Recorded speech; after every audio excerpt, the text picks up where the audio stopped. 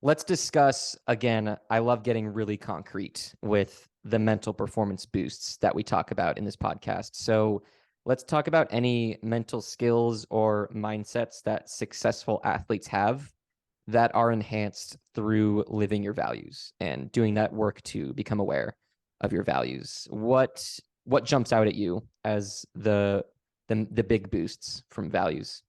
Yeah. Well, this is a bit of a cop out answer, and we can definitely get more specific, but I'm going to go ahead and say that I think all mental skills and all mental techniques are enhanced by aligning with your values. And the reason I think that and believe that so wholeheartedly is, in the same way that if a coach says, "Hey, Gabe, I need you to go do 20 sprints," that's not fun. No one enjoys doing sprints, but if you can take a second and align with, all right, cool. You know what? This isn't gonna be fun, but this aligns with the value of discipline. What a great opportunity to practice discipline right now. It adds so much more meaning and probably so much more. You're gonna stick with it. You're going to finish the 20 sprints.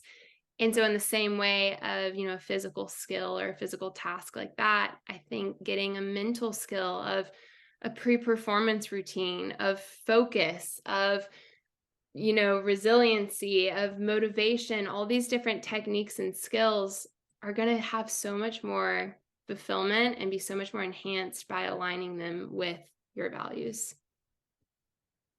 It is a cop out answer, but I do agree with you that there's a boost. Maybe it's bigger boosts to different things. Maybe your focus will have a bigger improvement than your pre-performance routine, but there does seem to be a boost to everything across the board when values are being involved and trying to be lived out in them. However, I'm still going to nail us down to a couple certain mental performance boosts. So let's talk about focus.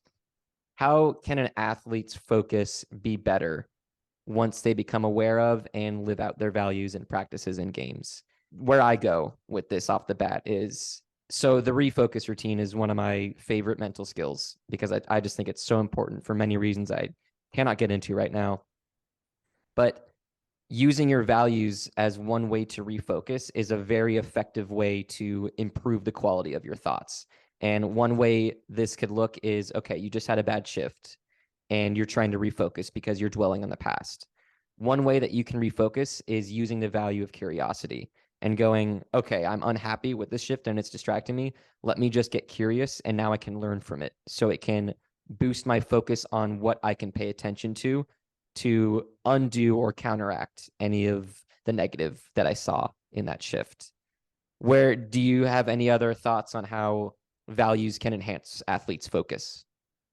I think that is great, the refocused routine. And I know a huge part of a refocused routine can also be the focal point, having something visual. And so, back to what you said about the smiley face on the surfboard or the ribbon on the soccer bag. I think even just having something that can get us out of our head, out of, ruminating on the mistake, kind of gets us to neutral. If we can look and notice this physical visual cue, it can get us to neutral. And then maybe we can add in even some more techniques that we have, some self-talk techniques, some motivational techniques, because we've kind of gotten back to neutral by using this focal point of a value. That's something I have not thought about until now when you can, because I always think of values as the word, right? But like you said, that smiley face that surfer painted on his surfboard, that's just putting your value in a picture. So yeah, there's a lot of different ways that you can live your values that I think most listeners didn't really understand until listening to this, that okay, there's a lot of different ways that I can practice my values every day. So let's move on to motivation. How can living one's values enhance someone's motivation in practices, training, all that good stuff? Yeah. One thing that I've seen so much with clients is their motivation for their sport is increased by thinking about the values that are being grown to go outside of sport. So, for example, a college runner I was working with, one of my favorite pieces of feedback I got from him is that technique that we talked about that went into my value of exploration. Totally used that in my track workout the other day, like for sure.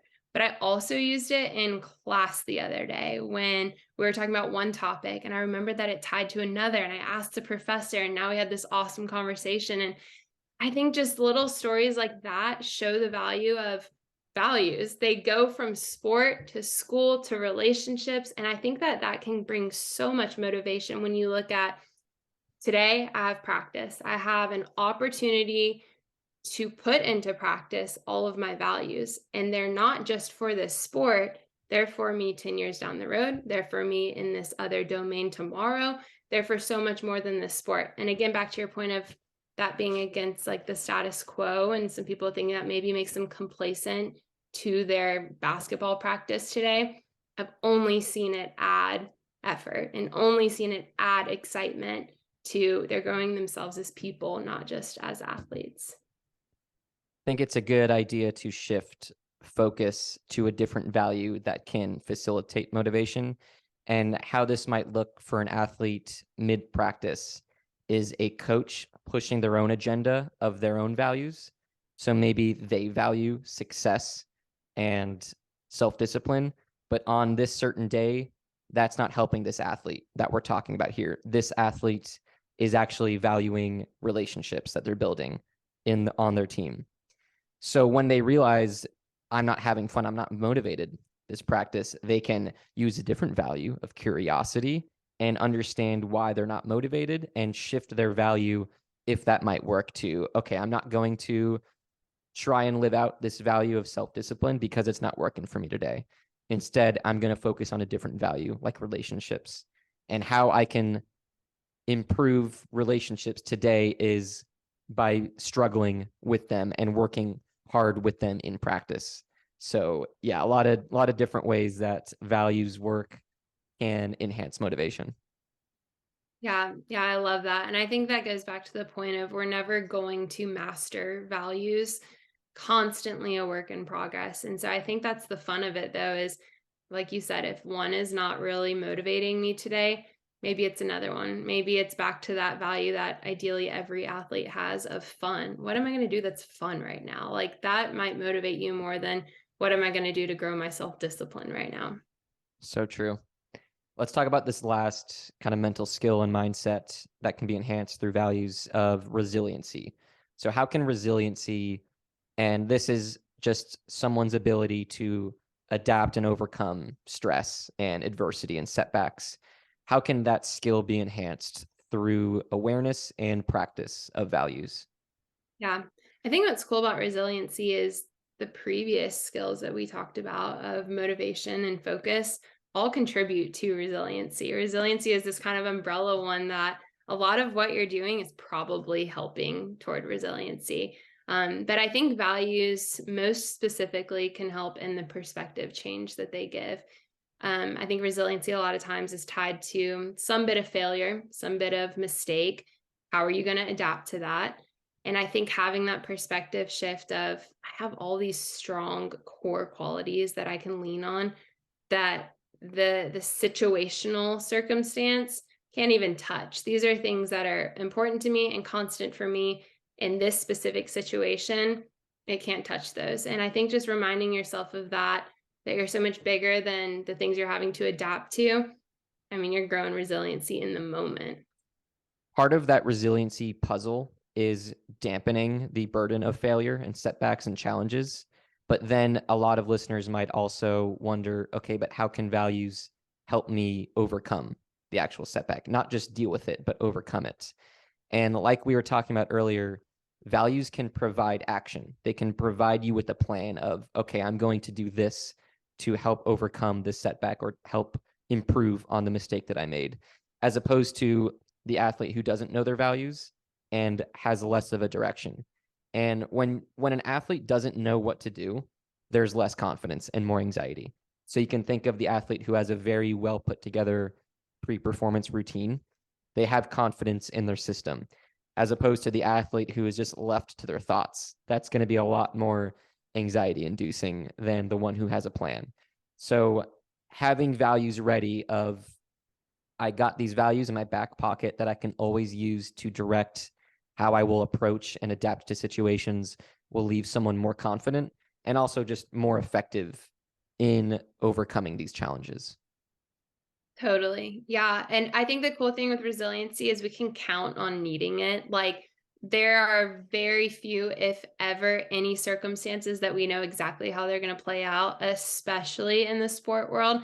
Probably the only thing we can count on is that we have nothing to count on. It is going to go in so many ways that we don't expect. So, man, what a great opportunity to say, I've got a plan for that. When things go crazy, I know what I'm going to do. I'm going to recenter myself on this value. I'm going to direct my action with this value. I think you're exactly right. The confidence that builds is awesome.